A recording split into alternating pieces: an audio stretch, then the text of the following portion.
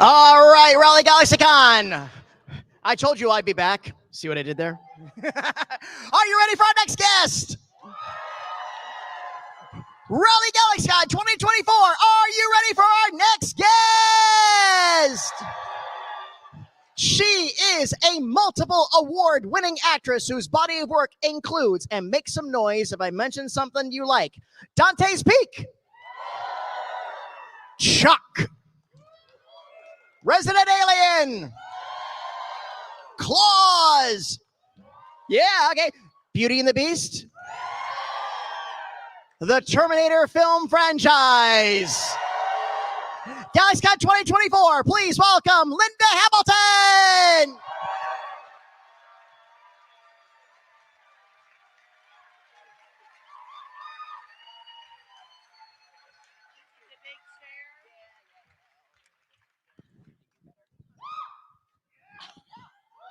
Thanks for that. There are a lot of you here. What the hell? Well, you know, you're just that darn good. No, it's just I'm that old.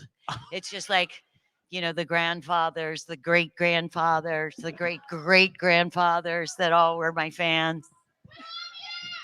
Thank you. I love you too. Oh, so how are you enjoying Raleigh so far? It has been, I think I've been here 8 hours. Oh, okay. Yeah, I got in at 2:45 this morning, so you'll have to.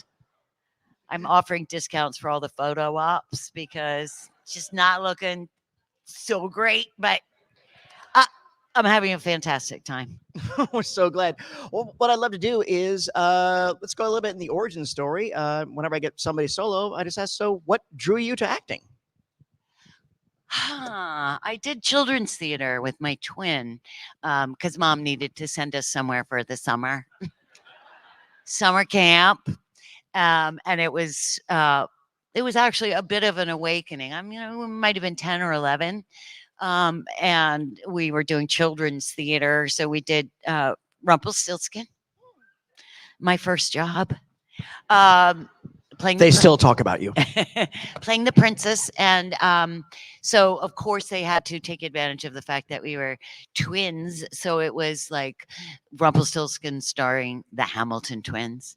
And my sister got to play the princess one night, and then I played it the next night. And that was the beginning. But then next year, the following year, they did Wind in the Willows. It's Toad of Toad Hall is the play, but it's based on Wind in the Willows. And my twin got to play Toad, but I got to play Badger. And that was when I fell in love with acting. I am not the princess. I am the Badger. Badger got to come out of a pile of leaves and scare the shit out of little children. And that was when I fell in love with acting. I was like, yes! Woo! And you've been fierce ever since. Yeah, I've not been the princess very much, but I sure have played the hell out of Badger, haven't I? You certainly have. Before Terminator sort of put you up in that stratosphere, you did some work that I really enjoyed. You did a couple episodes of Hill Street Blues. Yeah, and I really enjoyed your run on that. Yeah, and that was and again a critically acclaimed show. Really good too. And you did a little movie that I adore, Tag: The Assassination Game. Yeah. Yeah. We all saw it on HBO. You know, that's the way too. Which actually too, and then of course. One of the big ones, Beauty and the Beast. Yes. Which I always cite Beauty and the Beast as being one of the strongest fandoms, and it was a great moment in fandom and kind of geek culture history because the fans really kept that show going when CBS wanted to pull the plug. And there was no internet at the time. There was rumors that CBS was going to probably knock it after the first season, but the fans wrote in letters and they were putting in ads, and it was a grassroots effort, and it kept it going. Yes. Power of fandom. The letter writing campaign. Yes. That's all we had in those days, the letter writing campaign. If you don't know what a letter is, it's a little thin strip of wood that goes inside an envelope. And ask your parents. Stamps are too long to play it too. But how did Beauty and the Beast come about for you? Actually, Ron Coslow, the creator, was a fan of Terminator, and we had only done the first one. which, by the way, was not an instant hit. It wasn't like that catapulted me into something. It was a really slow burn. Right. Like it took 7 years for me to get famous from that film. It seemed. I mean, it really. It was small, but it did impact a certain group of people. Ron Coslow being one of them, and he wrote Beauty and the Beast with me in mind. So it's really nice when people gift you with a really great part and a great opportunity. I loved those years. I loved those years. And that show was a gift to so many And of its fans. my Ron Perlman. Yes. He's mine. He's mine.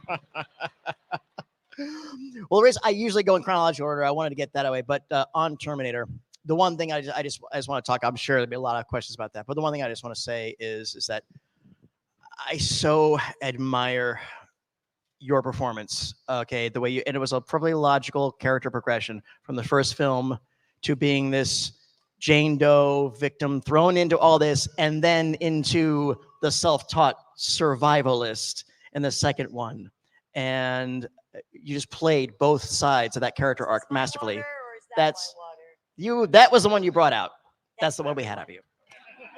Thank you. So, I just want to say, like, thank you for that incredible journey and the ongoing journey that we've been in with Sarah. Yeah, I hope that one's over. Yeah, it's not. I mean, maybe for some people, their career goes the way they thought. But action star was not actually at the top of my list. I was going to be a Shakespearean actress. So,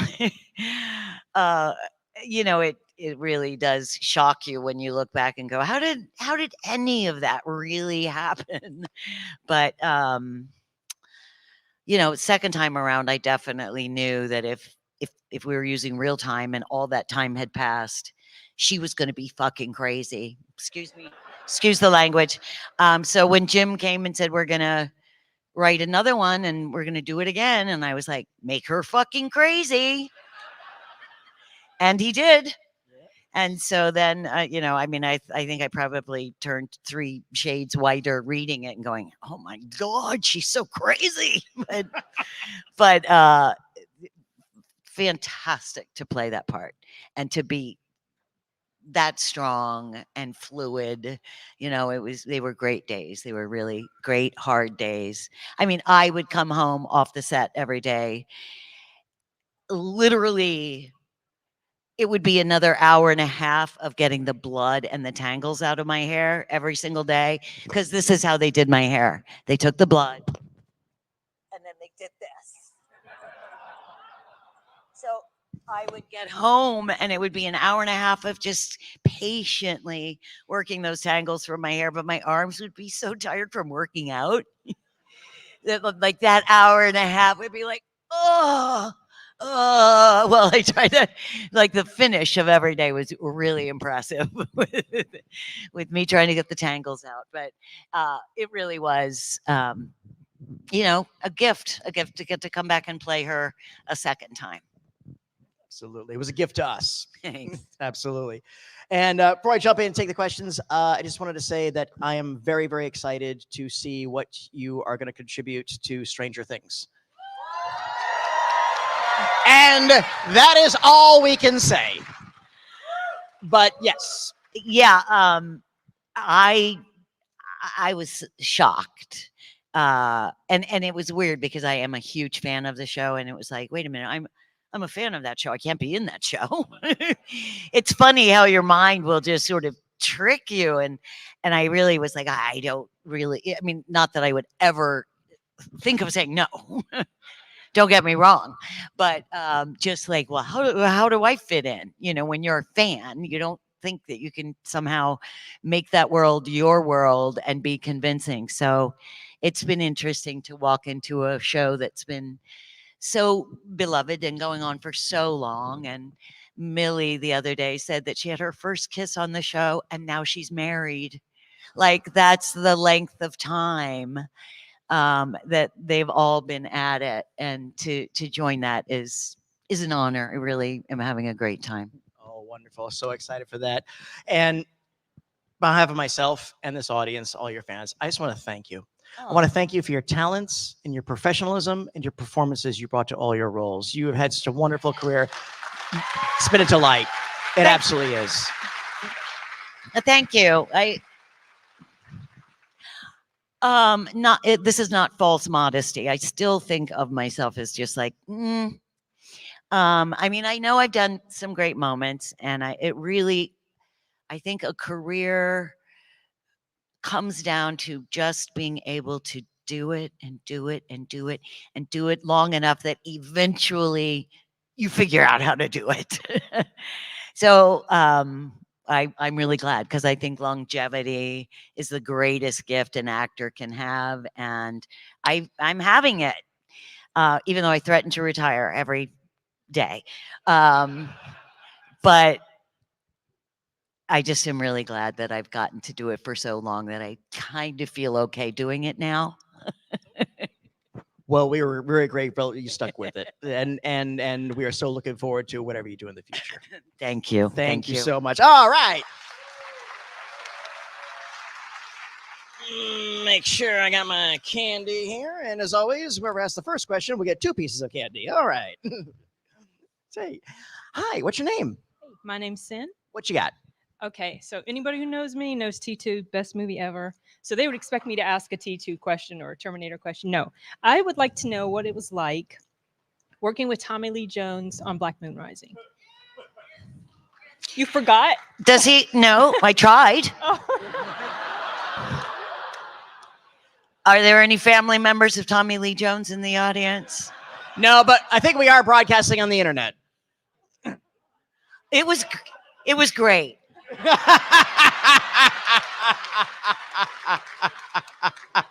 There you go. It was great. All right. Thank you so much. Like, all right. Okay, stay a little close. I want her to see you. Come on. I want to see you. Come on out front here. All right, bro. Okay, so what's your name? Alan, Alan. Okay, Alan, what you got? who do you think would win in a fight between Ellen Ripley and Sarah Connor? Sarah Connor. Good answer. All right, good answer, bro. Okay. All right, next, come on up. Hey, what's your name? My name is John. What I love the Terminator franchise, but here's my question for you. What is your favorite Arnold Schwarzenegger film besides the Terminator franchise?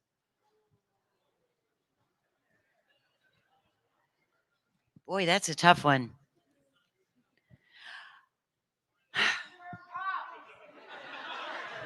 Kindergarten Cop. No. Kindergarten Cop. There you go. How about you? You know what? I really loved Arnold in True Lies too. I just saw it like, I mean, that's a plug for, but Arnold's really good in that. I just enjoyed him. Awesome. Hi, what's your name? Sophia,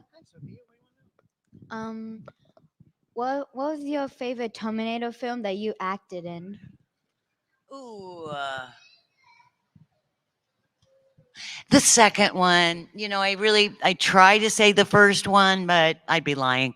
I mean, the fact that it was, the first one was just so kind of brazen, because we didn't have budget, and I don't think anybody really expected much from it. I mean, I'm sure I'm misspeaking for some of the players, but there was a great sort of innocence about that, you know what I mean? Where you just plug in, and I wasn't really sure that it was going to be any good at all. Like, you can't do a movie and go, oh yeah, this one is just like, oh, this one's going to take all the awards. Because you never know what it's going to be like when it's all said and done. And there have been times where you think you're doing just great stuff, and then you see the movie and it just isn't. They didn't capture it, they didn't edit it, or something is missing. What you felt you were doing is not there on screen. And the first Terminator was quite different because I didn't really know Arnold isn't an actor per se, and I wasn't sure how that whole thing was going to work. But it was only when I saw it that I went, holy God, this is amazing. And that was when I started to like Jim Cameron a little bit. because it was stunningly intact and good. But the second one, I have to say, just because of its largesse and the fact that I got to play a really fully empowered woman, it's so much more fun to not play the woman in distress, the lady in distress, but to be the one that can just handle it all. And that felt really good. Yeah. Hey, what's your name? Nick, besides Terminator, do you have a favorite action movie or franchise? I'm thinking as fast as I can. No. Throw some ideas out there for me.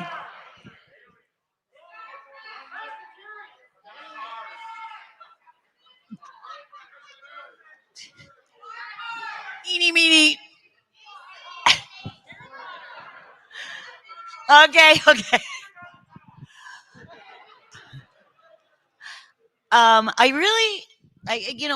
When you speak of a franchise, it's like there are really good ones, and then there's some really sucky ones in the franchises too. So I don't want to, I really love Die Hard. I love the Predator movies. I loved the early Predator films. So all of them. There you go. Thank you, brother. Hey, what's your name? Hi, Jonathan. I just wanted to ask. So I had seen online that I think you had gotten asked to be in Terminator 3, but then you decided to pass on it. I just want to know, like, what was like the specific reason for that, and what made you come back for Terminator Fate? Yeah. The third one they had written, and it was Mario and Mario Casar and Andy. What the hell is Andy's last name? Andy Vanya. So I think they thought because we had done the second one so successfully that they had me, it just wasn't there on the script. My character was there in the film, but really just kind of gets kicked to the curb rather early. A spectacular death, but there's no time to mourn her because the movie must go on.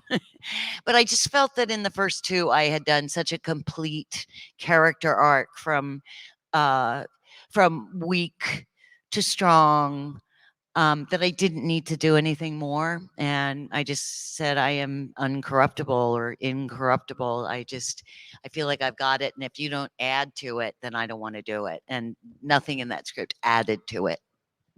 There you go. Thank you. Hi, what's your name? Hi, my name's Betsy. So, what are some of the most important things that you had to stick to in your routine to get so physically fit for T2?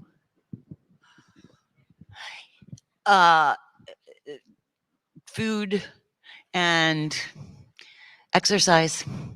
When we did the second Terminator, it was just at the beginning of the fat-free eating craze, which I would not repeat, knowing what we know now about how the body needs fat.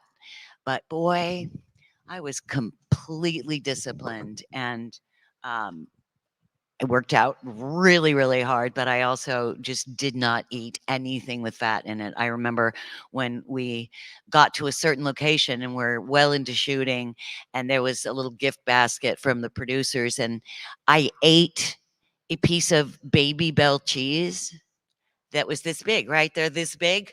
And I remember feeling like, oh my God, I've like ruined the movie because I had this little round of cheese. I can be disciplined, and quite often I've just really had to kind of detach from food because years will go by where I don't get fat or I don't get carbs. That was the last movie we did carb free, and it was a year and a half of no carbs, just meat and vegetable, no fruit, and I personally don't like meat or vegetable, but I ate it for I mean, I like pie. Um, but you just do it. You do it because you have to for the part. So I just think I have sort of somehow managed to break free, because if I love food that much, it would be heartbreaking to do the work that I do, right? It's a great question. Thank you. Mhm. Okay, we got a question about nutrition, and now we have somebody dressed as Willy Wonka. All right. Hey, what's your name? Eddie. Linda, I really loved your Beauty and the Beast. Thank you. How did you feel when you how did you handle it when you found out you were getting killed off in the 3rd season? Hated that season, by the way. Yeah, that was a bit of a little bit of a bad breakup, because I was pregnant with my child, with my first son, and well, he's my only son, but my first child. And I was working 15 hours every day, and I just didn't know how I was going to make a baby and do all that. So when it got picked up for only a certain number of episodes, and my contract meant that I had to be compensated for more episodes than they were shooting, which of course they're not going to have that. So they tried to renegotiate. And that was my strong way of just saying, no, I'm out. I just have to be a mom, because I was a single mom. My husband left while I was pregnant. So they weren't pretty days.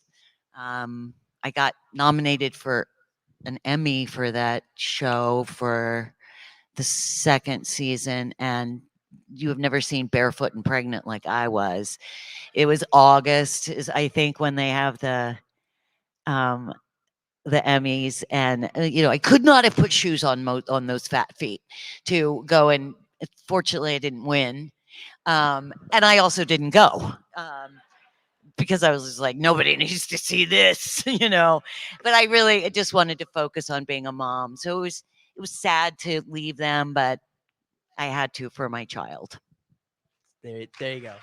Hats off to you. Thank you for your question. Oh, hey, we traded candy. Awesome. I got a Wonka bar. Hopefully I got a golden ticket. Okay. Thank you. Golden ticket. Hey, what's your name? Hi, my name is Daniel. Okay, I promise I'll make this quick. I don't know if he's standing anymore, but the man back there in the Punisher shirt is my stepdad. He absolutely loved Beauty and the Beast, so I guess for his sake, is there a particular scene or episode that you remember doing so vividly? In the show? Mm-hmm. Wow. I mean, those days are so long. I loved so much of it. I loved the voodoo episode where I got snake bit and had to work with tarantulas, and it was only then that I realized how totally arachnophobic I was. But the big challenges, I mean, the snake bite wasn't so bad, but the tarantulas were. It just all of them sort of yielded into each other. I loved some of the comedy scenes. I loved the tragedy when Catherine decides that she can't handle life anymore and wants to move below. There were a lot of treasures, and like every day there was one treasure at least to do. All right, one for you and one for your dad. Make sure he gets it. All right. Kiss your dad for me. Aw. Hey, what's your name? My name's Corey. What do you want to know? I just want to know, since you've been in like a lot of stuff, movies and shows and all that, in your mind, what is the favorite thing that you've done? Like the most favorite thing that you've worked on? Theater. It's Rumpelstiltskin, remember? It's an odd answer, but it's just there's nothing like it. And listen, I have done and probably will do again theater for like $7 a performance. I mean, you can do great theater and no one comes. It doesn't really, of course, we need our audience, but there is just something that is so kinetic about being on stage with fellow actors that nothing in front of a camera will ever compare to.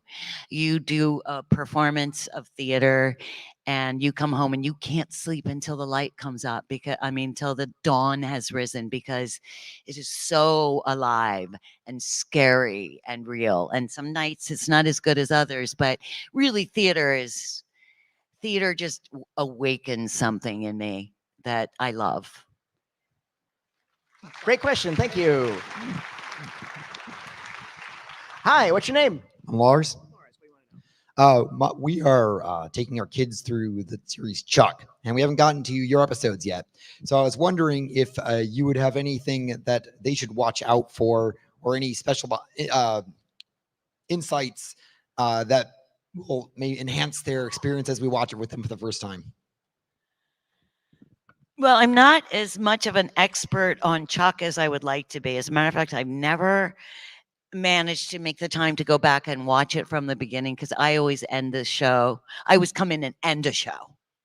I'm really good at finishing off a show. I'm like, I finished off Chuck, and when it was offered to me, I was like, what's Chuck? I really think NBC did a bad job sort of selling that show, because it had so much. And I think because it was just sort of a cross genre, the men are funny and the women are strong, that NBC didn't know what to do with it. So when it was offered to me, I was like, what's that? And I almost haven't had more fun doing anything. It was just all the people and the talent and the fun stuff that they came up with. And no, I think it's pretty good. I think your kids are safe. There's nothing to be aware of there. Kids you got? I got 3 kids. All right, so one for you, one for and one for Save the three. save some for me. Okay, don't worry. They're in the little bag right there. Take all you want. You're welcome. Thank you very much.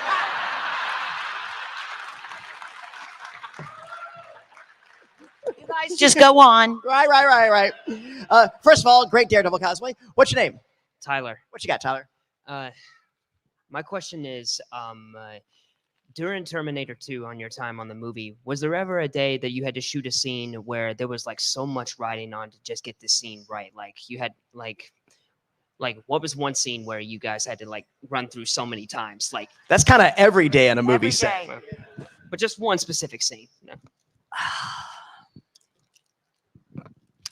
You know the scene where the T-1000 is coming up the stairs and Sarah's shooting at him. But yeah. I'm trying to remember the sequence of things. So it's really as he comes up and she's trying to fire off that last shot, but she drops a shotgun shell. The final one that she's trying to load in, and he knocks it from her hands and stabs her. That scene was so hard. I just remember this day because it just led to how long do I make this story?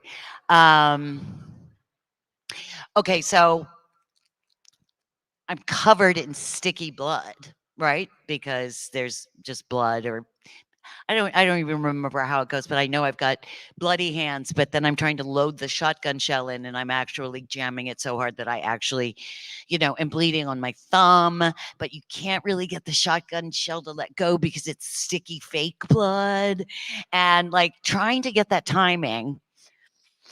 And then as we're well into it, Jim Cameron says, "We can't really see you. Can you flip your hair?" So now I'm like, and it was a moment that just was like, it was the end of my rope. I just was like, I was having such a hard time just acting, getting the shell up, getting it in there in time, and then being tough and dealing, and the flipping of the hair just was the straw that broke my back. So we got the scene. We got that scene, but I was a little intense by the end of that day. And I remember leaving and going into the arms of my costumer who had worked with me for years. and I'm sobbing. And he wanted me to flip my hair. I mean, you just never know what is the one thing that's going to kill you. So this is the whole this is the payoff for all of that. So later, I see Jim, and it might have been the next day. It's at some point later, and I'm like, "Oh, dude, really sorry about that was a hard ending, and I was just having such a hard time." Like, I'm apologizing to Jim Cameron. You know how hard that is. Like, we didn't even like each other very much at this point, and so I'm apologizing and telling him about the shotgun shell and my bloody fingers and trying to explain why it was so hard. And he goes, "A poor worker blames his tools."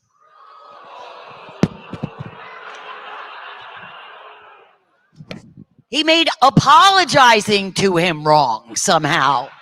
So that is a moment for sure that was just like, wow, that really just takes the cake. I know you got doesn't the it? bag, but please have one for that. Let's have one with us. Just you deserve that. Yeah, a round of applause for that. That's all right. All right, bro, you got an answer. Thank you. Hi, what's your name? My name's Joey. Hi, Joey. What's your question? Did you ever get hurt making the movie? Did you ever get hurt while making a movie? Or Terminator specifically? Yeah. Nothing of huge significance.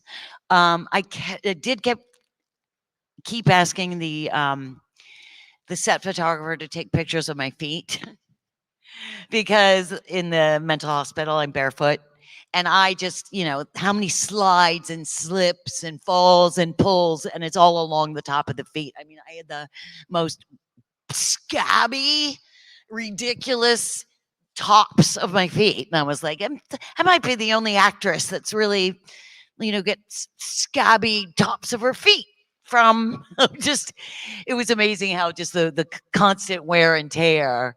So things like feet or catching your back on something, but never really anything significant.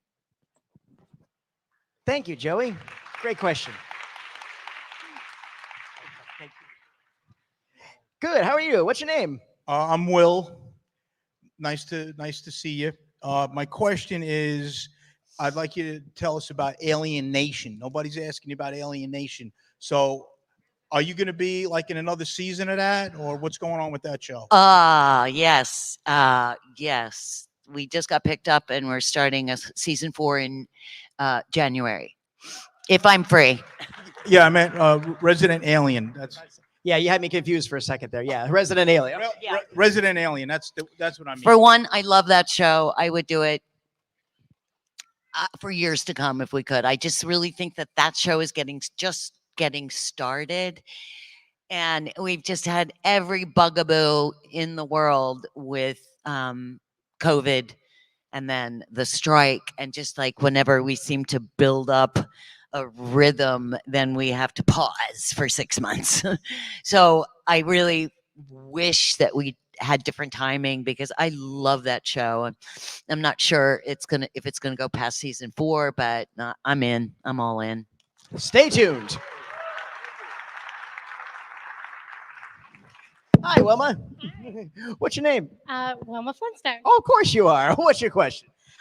So just to let you know, in high school, when actually junior high, when Terminator 2 came out, you started a whole boss babe thing with her character.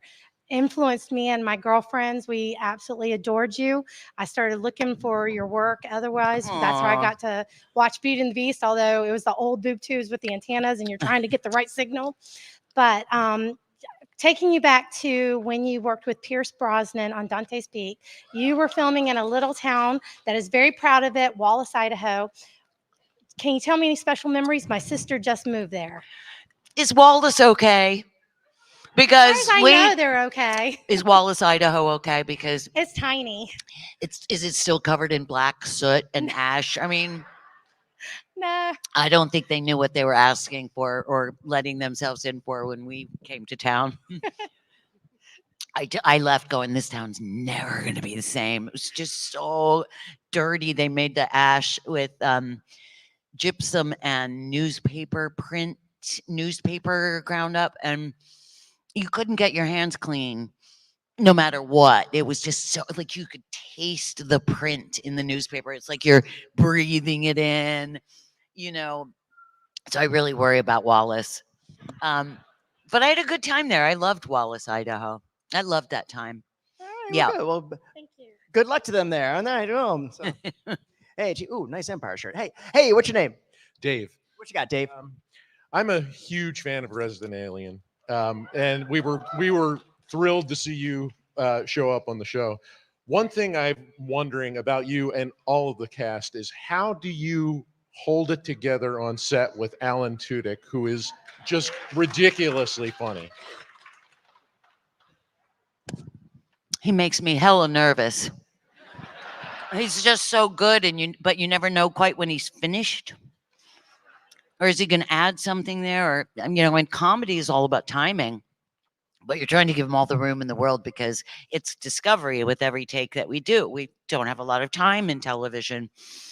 And his work method is his alone. It's not for me to understand. But I get to watch him in between every take or during every take, just grow it. And then do this and then do that. And then suddenly he's just got it. And it is so good. And I'm sitting there going like, oh, and I'm like, not in character. I am not in character. It's not easy. It's not easy to keep a straight face with him. There you go. We are just about at time, so I'm afraid this had to be our last question. Come on up. Hi, what's your name? Jamie. Hi, Jamie. Hi, Linda. So I have been the biggest fan for most of my life. I remember being one of those kids who watched Beauty and the Beast. I even went out and got the comic books when they brought out like the comic books for it. Have I ruined that for you today? No. And I also, because I wanted to make sure, I remember watching Secret Weapons, and I probably shouldn't have watched it when I was a child, but you and Gina Davis, so many people see you as just sorry for cursing, a badass just in Terminator. You were so much more of a badass even before Terminator. And Aw. during a time when there were so many women on TV that played soap opera roles, you came out and you were just doing something totally different. So thank you. Wow. I'm going to have to go and look back at my career now with a very different perspective. No, I mean, that was a great part. I mean, it was absolutely embarrassing on some level because I think when it came out, I think it was called the Elena Project while I did it, but before that it was called Sexpionage. You don't know if you want to get involved in a project that used to be called Sexpionage. But I played a Russian girl. I had such a huge amount of work. And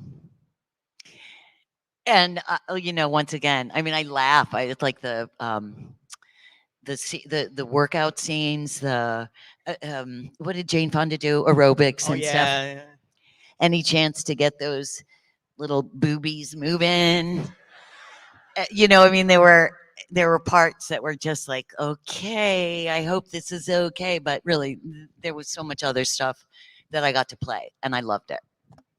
Thank you very much. Linda, anything else on the horizon, on the docket you're allowed to share with us? Nope. Okay. No, I've got my two series, and 3 movies in the can. I think I'm good. All right, sounds very good. Raleigh GalaxyCon 2024. This was Limited Hamilton, and that was our time.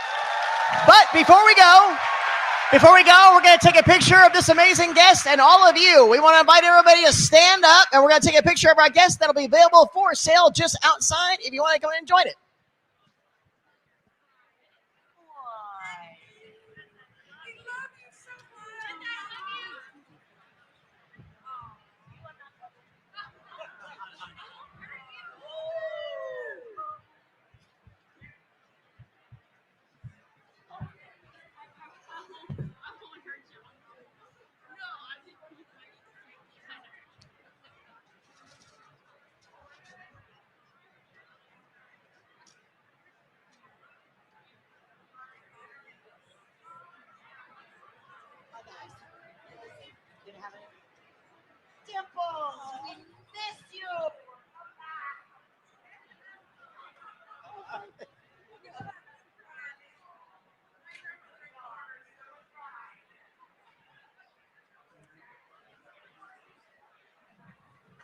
everybody. On the count of three, everybody say GalaxyCon. 1, 2, 3.